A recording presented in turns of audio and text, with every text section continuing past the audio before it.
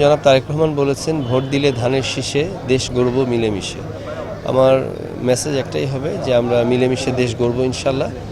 আর আমি পাশাপাশি আমার প্রতিপক্ষ যিনি নিকটতম প্রতিদ্বন্দ্বী ছিলেন তাকে এবং তার সমস্ত তাকে যারা সমর্থন দিয়ে তাকেও বিপুল ভোট দিয়েছেন তাদের সবাইকে আমি সহানুভূতি এবং তাদেরকেও শুভেচ্ছা জানাই। ইনশাল্লাহ আমরা বাংলাদেশ জাতীয়তাবাদী দল বিএনপি সরকার গঠন করে আমাদের গোবিন্দগঞ্জ আসনে আমরা মিলেমিশে এই গোবিন্দগঞ্জকে গড়ব, আমরা দেশটা গড়ব ইনশাল্লাহ। এটাই আমাদের মেসেজ। প্রথম কথা হলো যে এর আগে সংসদ সদস্য হিসেবে আমি খুব বেশি দিন সময় পাইনি। আমার শ্রদ্ধেয় বাবা প্রয়াত আব্দুল মোত্তালিব আকন্দ, তিনি গোবিন্দগঞ্জের মাটি ও মানুষের নেতা ছিলেন, যারই ফলশ্রুতিতে আজকে প্রায় ২০ বছর পরে সে আবেগকে এবং তার প্রতি আস্থা রেখে আল্লাহর উপর ভরসা করে আজকে আমাকে আবারও মানুষ নির্বাচিত করেছে প্রত্যক্ষ ভোটে অংশগ্রহণ করে। হোয়াইট প্লাস প্রো সেনসিটিভ স্কয়ারে মাঠের বাইরেও তো আমরা এভাবে দেশপ্রেম দেখাতে পারি। তো আমার আসলে এখনকার যেটি প্রথম প্রায়োরিটি, আমাদের মোটা দাগে আমাদের ৩১ দফা তো আছে, এর পাশাপাশি শর্ট লিস্ট করে ৮টি দফা নিয়ে আমরা মানুষের দ্বারে দ্বারে গেছি। আর বিশেষ করে গোবিন্দগঞ্জের উন্নয়নের বিষয়টা আমরা স্পেসিফিক্যালি আমাদের বিভিন্ন বক্তব্যে আছে। আমার বাবা মরহুম আব্দুল মোত্তালিব আকন্দ গোবিন্দগঞ্জের শিক্ষার একটা বিপ্লব ঘটিয়েছিলেন।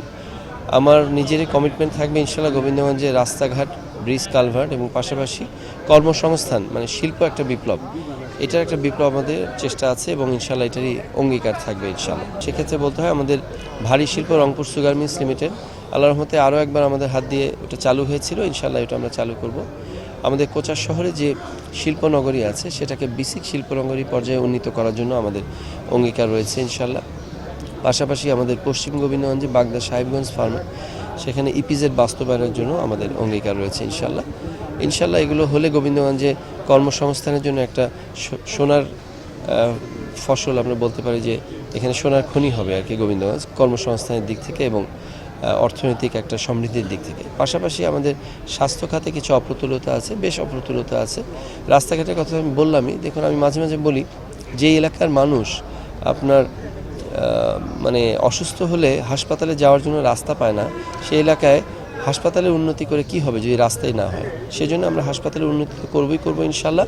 স্বাস্থ্য খাতে পাশাপাশি আমরা অবশ্যই রাস্তাঘাটগুলোকে ঠিক করা, পাশাপাশি আমাদের একটা খুব বড় জিনিস সেটা হলো যে আমাদের নদী ভাঙনটা একটা ইম্প্যাক্ট ফেলে, সেটার ব্যাপারে আমাদের খুব স্পেসিফিক এবং গঠনমূলক এবং সুনির্দিষ্ট পরিকল্পনা আছে।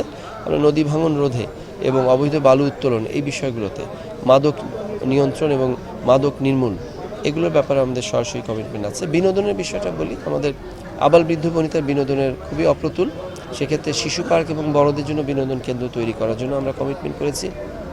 আর আমাদের গোবিন্দগঞ্জ খেলাধুলার দিক থেকে খুবই স্মার্ট। আপনি দেখবেন যে প্রত্যন্ত অঞ্চলে night cricket tournament, night minibar football tournament এগুলো হয়, যেটাতে রাত 10টা, 11টা, 12টা, 1টা পর্যন্ত নারী পুরুষ মানে দর্শক ভরে যায়। তো which is a very smart indication. তো গোবিন্দগঞ্জের যেহেতু আপামর জনসাধারণ ক্রীড়াঙ্গনে অনেক স্মার্ট, আমরা আশা করছি আমরা মাদক এবং অপসংস্কৃতি থেকে তাদেরকে পরিপূর্ণ দূরে রাখতে পারবো। এই জন্য আমরা একটি ইনডোর স্টেডিয়ামের ব্যাপারে প্রতিজ্ঞা করেছি ইনশাল্লাহ।